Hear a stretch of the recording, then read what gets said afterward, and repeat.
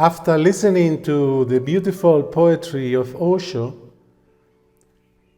it is very difficult to add something more to his poetical explanation on what is meditation. But I have the feeling to complement always a certain kind of commentary so that the poetry can be more explained in detail. So Osho, and I think all enlightened masters, must be talking the whole life about only two issues. One is, of course, consciousness, and the other one is the mind. And I'm sure that the masters may like to talk much about the mind, but it is required because it is precisely the mind that becomes the barrier to go deeper into meditation. Hence, they need to spend tons and tons of hours describing what are those barriers, those blocks, those fears, and those emotional addictions that don't allow us to meditate. Hence, in Osho's spoken literature, we can find maybe two kinds of discourses. One are the one which are basically talking about meditation, very deep understanding on Zazen and different rishis and masters from India and Nepal. But there is also thousands of discourses where he keeps repeating and repeating what is the mind, what is conditioning, what is fear, what are prejudices. And for that, I would like to add to his definition that for Osho, the mind has not the same definition, for example, as Buddhists do. For Osho, the mind is divided into three parts. So he says the human being has a body, has mind, have heart, and have the being. So the body is there. It is very clear that we are body. We can feel it. If it's healthy, we don't feel it. If it's sick, we feel it. But somehow it is very clear that we are identified with the body. So we are the body. The mind, we don't see it, but this radio, which is there always talking, disturbing, commenting, judging. And we have also emotions. We have another part of the mind that expresses itself through emotions, fears, all kinds of emotional energy that block us. And then we have the fourth, and the fourth is the being, our soul. But the aim and goal of meditation is to be in this fourth space of the being. But unfortunately, we cannot reach there because there are the other layers that are avoiding us to go into this deep state of being. A child is born. When a child is born, he comes with the body and he comes with the soul, but the mind is not still there. So hence the child experiences so much joy and happiness, and that is the attraction that we have towards babies and little child. But as the child grows, start catching from the mother, for example, start catching feelings, emotions. If the mother is sad, immediately the child will become sad too. If the mother is happy, the child will become happy. So the child becomes like a sponge which is absorbing from the outside anything that he perceives as energy, either in an emotional field, either in the mental field. So the child grows and is catching from the outside all kinds of things that he cannot integrate. So he starts putting those things into a space which is part of the mind, which is the subconscious mind. So the child keeps growing, and go to kindergarten, go to school, go to university. One day he has a job. And this process of absorbing like a sponge feelings, conditionings, ideals, religious belief, anything for many, many years has been absorbed into that part of the mind, which immediately will get stored in that subconscious mind. So Osho says that the mind has three parts. One is 10%, which is like the conscious mind, that is the think we are. So now I am awake, I am talking here with you, and this is my conscious mind, my little 10% that is awake. But like an iceberg, underneath the water there is a big amount of surface, of a space, which is this subconscious mind. And it is in this space where all the feelings, fears, prejudices, belief, identification has been thrown there, and we have forgotten. We have forgotten about those things. And the third part of the unconscious is still much deeper, which is the unconscious mind, which is the mind that comes through other past life. So the child is born already also with this unconscious collective mind that will manifest in his life as basic fears of survival. So a child also, besides his joy of being a child, is afraid and cries desperately, sometimes because he feels those fears of survival that are coming from the deep unconscious mind. So I have been exposing these three parts of the mind to simply show you that this mind, when the master talks about the mind, he is not referring only to the cognitive part, let's say your brain, your neurons, or your capacity to memorize, or your knowledge, but the concept mind for Osho or for Baba is this big iceberg of which only you know of yourself only a very tiny part.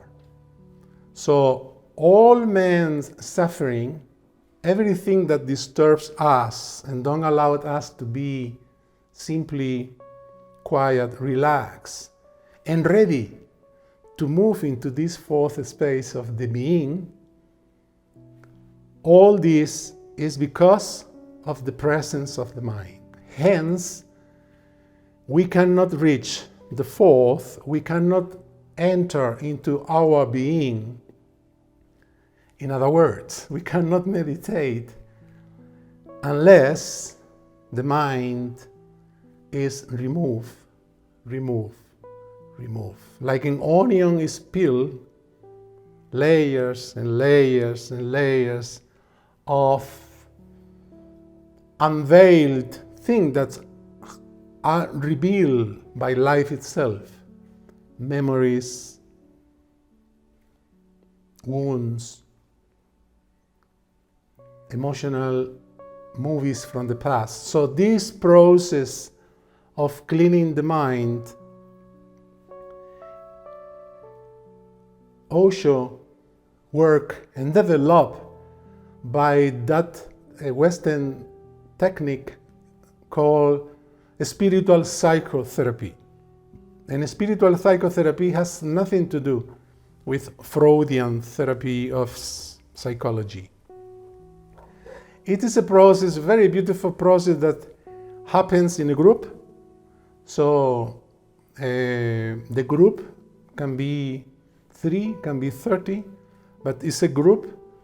And in that group, there is a coordinator, Mero SADHANA, me, in which I propose to talk about different aspects of that subconscious mind.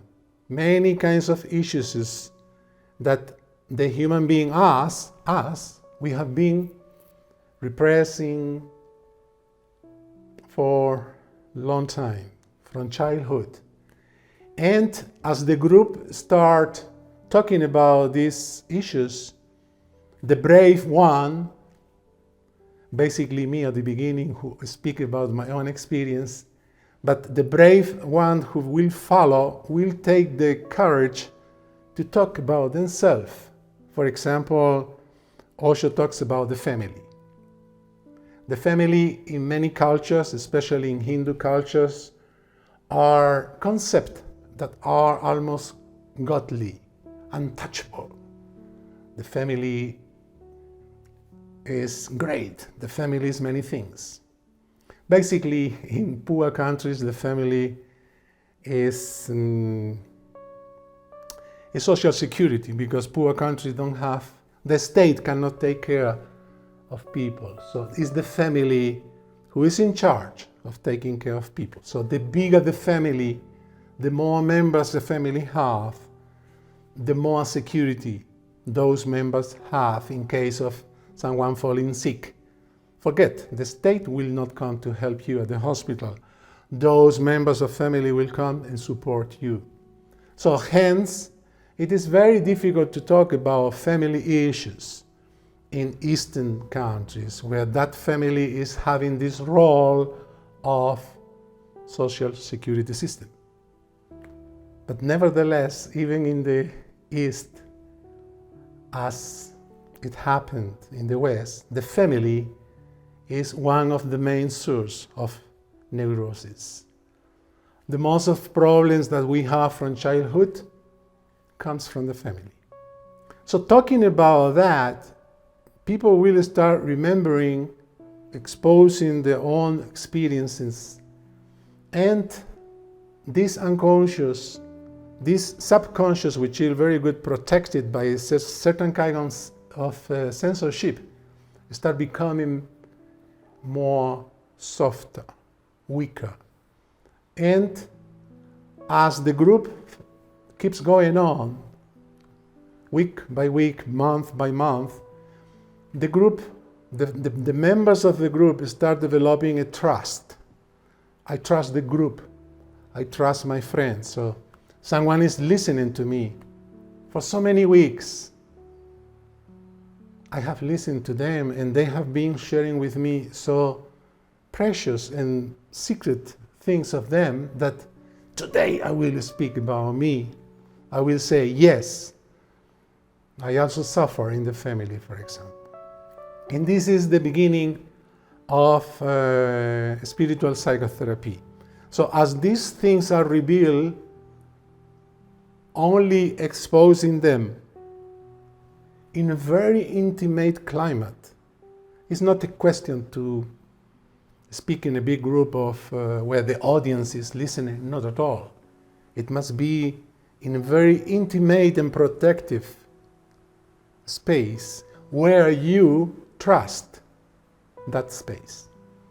And then only because of this process, the wound comes to the conscious mind. From the subconscious mind emerge, and it's already here. And when it's here, it has to be cleaned up with meditation. And this is the moment where methods of meditation take part.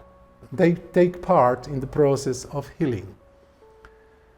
For example, Kundalini as catharsis, or gibberish as catharsis, or Natara's dancing as catharsis of the famous dynamic meditation, if those feelings are heavy or difficult to accept. Or very soft techniques from the East, like simply Nada Brahma, working with singing bowl, devotion, opening the heart, surrendering, asking for healing, Reiki, healing oneself. And this is the fusion. The spiritual psychotherapy from the West and Osho meditation techniques from the East. And both together becomes a tool that has only one goal, which is the fourth. So as this subconscious space is emptied and emptied, see it as if you have in your home a basement. And since childhood, each time you find something, an emotion, mommy is not there, you are afraid, or your brother or sister hit you as a child, you are crying. Every time you find a certain kind of feeling, anger, that disturbs you, you simply put into this basement. So this basement has been filled and filled for so many years that the process is to undo what you yourself somehow did, because in meditation one of the most important laws to grow is to take responsibility that only you is responsible for whatever is there. Difficult to accept, because one thinks, oh, but my brother, my father, my mother, they really were okay. But if you don't accept the responsibility that this is because you identify with it, then you cannot heal. So in Mero SADHANA, we learn all these skills in a very slow process of week by week, month by month, year by year. We are learning the art of meditation, which is very, very vast. And there is nothing really more beautiful than knowing yourself. So this process in all its completeness, even though sometimes may be hard and difficult to accept those fears, emerging up is one of the most beautiful processes a human being can have. To free yourself from those emotional addictions and fears that don't allow you simply to meditate, to go to the being, to the fourth. Namaste.